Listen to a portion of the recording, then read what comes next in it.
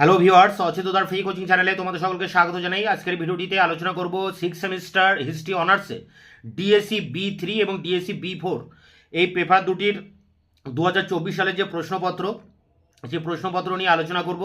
তোমাদের এই পরীক্ষাটি গত 12/7/2024 সালে পরীক্ষাটি হয়েছে এবং সেই পরীক্ষার যে প্রশ্নগুলো পরীক্ষায় এসছে, আমি যে সাজেশন তোমাদেরকে দিয়েছিলাম সেই সাজেশন থেকে সব প্রশ্ন তোমরা কমন পেয়েছো। তবে অ্যান্সারগুলো কেমনভাবে লিখতে হয়েছে বা হবে এ সম্পর্কে আমি একটু সংক্ষিপ্ত ধারণা দেওয়ার জন্যই এই ভিডিওটি তোমাদের সামনে আলোচনা করছি। দেখো, এখানে ডিএসসি বি3, এখানে জাপান, হিস্ট্রি অফ জাপান। এখানে প্রসঙ্গত আরেকটা কথা বলে রাখি, তোমরা এরপর অনেকে হয়তো এমএতে ভর্তি হবে, যে কোনো ইউনিভার্সিটিতে এমএতে ভর্তি হবে এবং তোমরা আমার চ্যানেল থেকে তার সমস্ত গাইডলাইন এমনকি নোটসপত্রও কিন্তু সব পেয়ে যাবে। তো অবশ্যই তোমরা চ্যানেলকে সাবস্ক্রাইব করে চ্যানেলের সাথে থেকো। দেখো, ডিএসসি বি3 মানে জাপানের ইতিহাস, history of modern east Asia two Japan 1868 থেকে 1945। 65 নম্বরের ফুল মার্কস। প্রথমে টিকা লিখতে হয়েছে 5 নম্বরের টিকা 3টি। দেখো, 6টি টিকা দেওয়া আছে, একের দাগে যে কোনো 3টি প্রশ্নের উত্তর দাও। প্রথম প্রশ্ন, ডাইমিওদের ভূমিকা। দ্বিতীয়টি, মেইজি পুনঃস্থাপন, সাতসুমা বিদ্রোহ, মেইজি জাপানের সামরিক সংস্কার। 1915 সালে জাপানের তরফে চীনের 21 দফা দাবি। তারপরেটি আছে 1930-এর দশকে জাপানকে অন্ধকারাচ্ছন্ন উপত্যকা বলা হয় কেন। আমি যে সাজেশন তোমাদের দিয়েছিলাম, শর্ট সাজেশন এবং ফুল সাজেশন, দুটি সাজেশনেই কিন্তু এই সমস্ত প্রশ্ন কিন্তু সাজেশনের ভিতরে দেওয়া ছিল এবং এর প্রতিটা প্রশ্নের উত্তর আমি আমার চ্যানেলে আমি প্রোভাইড করেছিলাম, তোমরা অনেকেই জানো, এবং তার ভিতর থেকেই কিন্তু এই প্রশ্নগুলো তোমরা কমন পেয়েছো। এরপরে দেখো, 2 দাগের প্রশ্ন, যেখানে 10 নম্বরের প্রশ্ন দুটি লিখতে হবে, মানে একটি লিখতে হবে, দুটি দেওয়া আছে। এক, টোকুগাওয়া যুগের জাপানের সামাজিক পরিকাঠামো কেমন ছিল, এবং 1902 সালের ইঙ্গো জাপান চুক্তির পটভূমি আলোচনা করো। এই দুটো প্রশ্ন, যেহেতু তোমরা এই চুক্তির পটভূমিটা টিকাতে করে গেছিলে, তাই এটা টিকার প্রশ্ন 10-এ দিয়েছে। আর জাপানের সামাজিক পরিকাঠামো, এটিও কিন্তু তোমাদেরকে আমি এর অ্যান্সার সহ তোমাদের এর সাজেশনে এই প্রশ্নটি আমি দিয়েছিলাম। তা যাই হোক, এখানে 2-এর ক খ দুটোই তোমাদের কমন আছে, যে কোনো একটা তোমরা নিশ্চয়ই অবশ্যই লিখেছো। 3-এর দাগে দেখো, 3-এর দাগে 4টি প্রশ্ন দেওয়া আছে, 20 নম্বরের প্রশ্ন।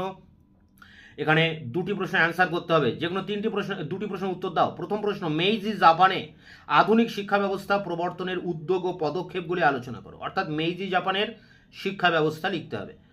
খ, 1894 থেকে 95 চীন জাপান যুদ্ধের কারণগুলি আলোচনা করো, সেই সাথে শিমোনোসেকির সন্ধি।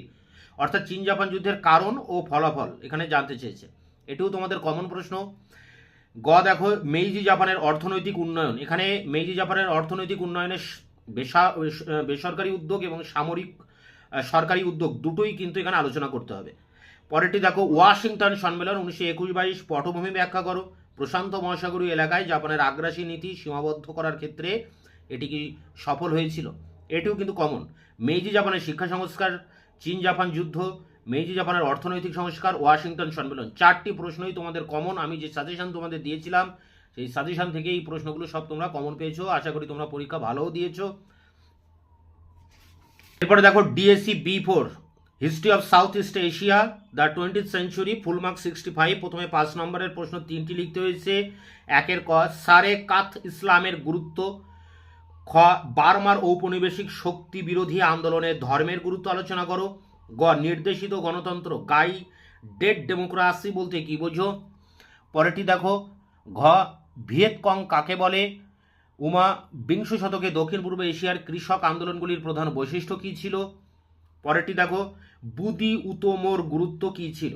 এরপরে 2 দাগের প্রশ্ন দেখো, যে কোনো একটি প্রশ্নের উত্তর দাও, মানে 10 নম্বরের প্রশ্ন দুটি দেওয়া আছে, একটি লিখতে হবে।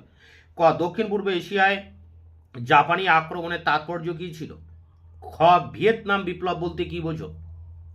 3 দাগের প্রশ্ন দেখো, এখানে 20 নম্বরের প্রশ্ন 4টি এসছে, দুটি লিখতে হবে। 3-এর ক এসছে, ইন্দোনেশিয়ার রাজনৈতিক ইতিহাসে কমিউনিস্ট পার্টির ভূমিকা নির্দেশ করো। খ, বার্মার জাতীয়তাবাদী আন্দোলনে অং সানের অবদান বিশ্লেষণ করো। 3-এর গ, ইন্দোনেশিয়ার সুকর্ণ যুগের একটি মূল্যায়ন করো।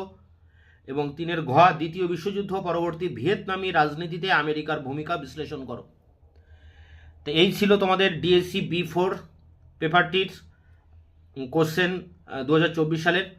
তোমরা এগুলোকে সামনে রেখে তোমরা যারা পরবর্তীতে এই সেমিস্টারে পড়বে, 6 সেমিস্টারে, তোমরা সেইভাবে তোমরা পরীক্ষার প্রিপারেশান নেবে।